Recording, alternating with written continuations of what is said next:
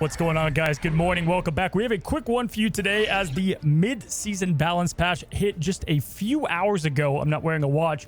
And it brought a few hero changes that are now live. And as always, we're going to look at a side-by-side comparison of the buffs to make it a bit easier to understand what changed. And now that we can see it, it's a bit bigger than I once thought. Let's jump in. First up is Human Torch, who, if we're being honest, has been pretty inconsistent in his overall performance in Rivals and probably amongst the weakest hero launch that we've had so far. In fact, if you look at win rate, he's amongst the lowest. I mean, he's near Black Widow territory bad, which is bad.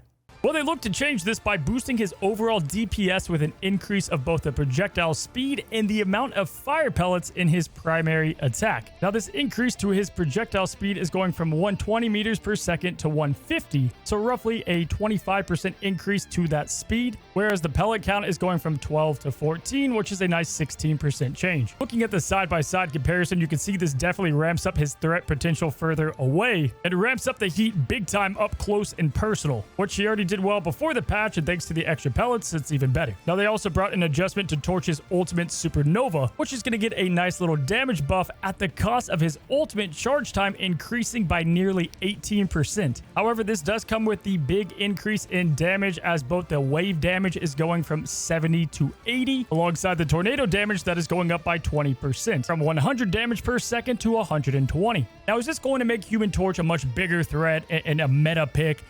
Time's gonna tell, but I'm leaning towards no. I think he needs a bit more movement speed in his ability to get him a bit more fluid as a flyer and to close in on targets a bit faster to really take advantage of that shotgun primary attack.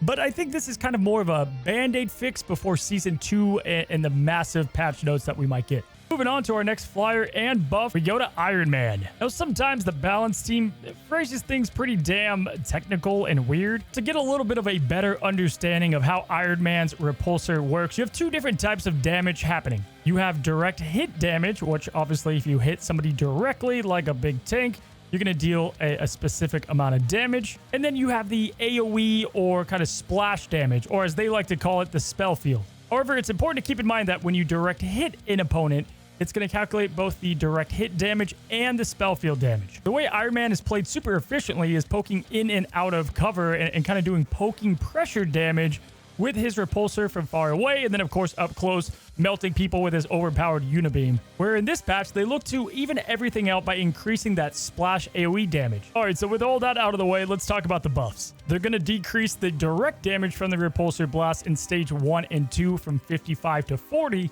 and increase the spell field damage from 35 to 50. So again, damage-wise, no really difference here outside of it just feeling better, and as you can see here, more of an AoE feel to the repulsor. Now in stage 3, there is a direct buff because the direct hit damage is going from 65 to 50, so a 15 damage decrease, but the spell field damage is going from 40 to 60, a 20 damage increase. Now lastly, in overdrive mode, you're going to get a nice little increase in damage too, because the direct hit damage is decreasing from 55 to 50, but the spell damage, that AoE, is going from 55 to 65. This is just a W for Iron Man and gives him a bit of an identity. Storm, in comparison, is just a better, like, one-to-one flyer.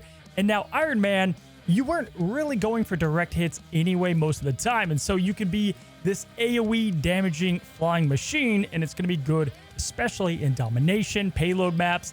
I think this is a very welcome change to Iron Man, and you should see a pretty big difference. Now, last up, we have Cloak and Dagger getting a nice buff to their healing at a small cost. Now, just like Iron Man, daggers have both direct hit healing and then a small AoE kind of spell field, or again, splash healing, if you will. Well, they're increasing the direct healing of the daggers by 60%, which is absolutely massive, but in return, they're decreasing her AoE healing by 11%, previously 18 and now 16. Now, if you play a lot of Cloak and Dagger, this is going to be an obvious change when you're trying to heal up someone like a big beefy tank and they're taking a bunch of damage all at once.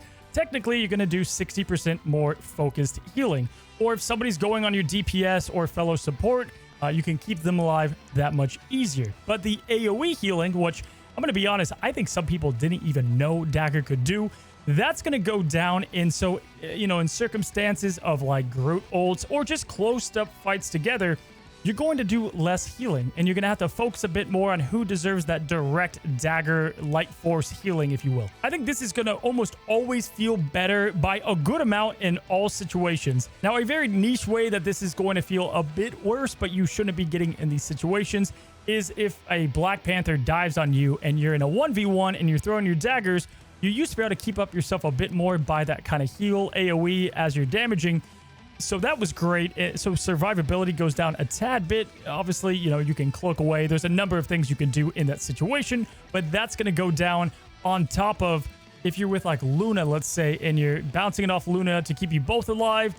That's where survivability goes down a tad. But the trade-off of direct healing is that much better.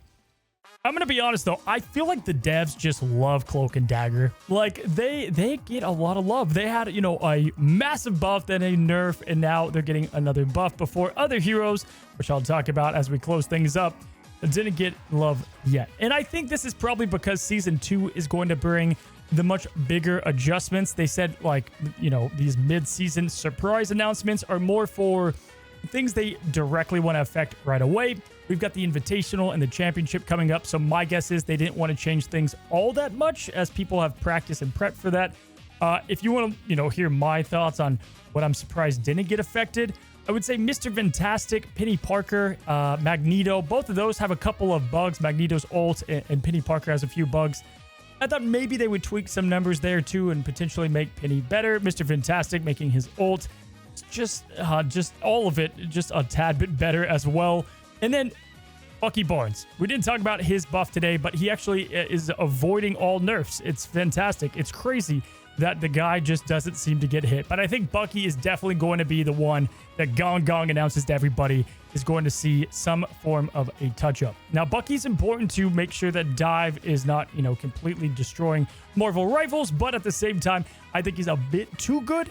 And I now probably have all the Bucky mains pissed off at me. But for the most part, guys, that's going to be it. We got some good changes to Iron Man. Cloak players are going to feel a lot better. And Human Torch, if you enjoyed playing him, he's going to feel way better. And if you played other flyers, give Human Torch a try. Anyway, guys, that's going to be it for today's balance patch. And hopefully these side-by-side comparisons helped you out. If you guys want to help me out, we're trying to get up to 100,000 subs soon. It's crazy. We're almost there. We're at like 91, maybe 1,000 at the time of recording this. Anyway, guys, have a good one. Have a great one. Till the next one.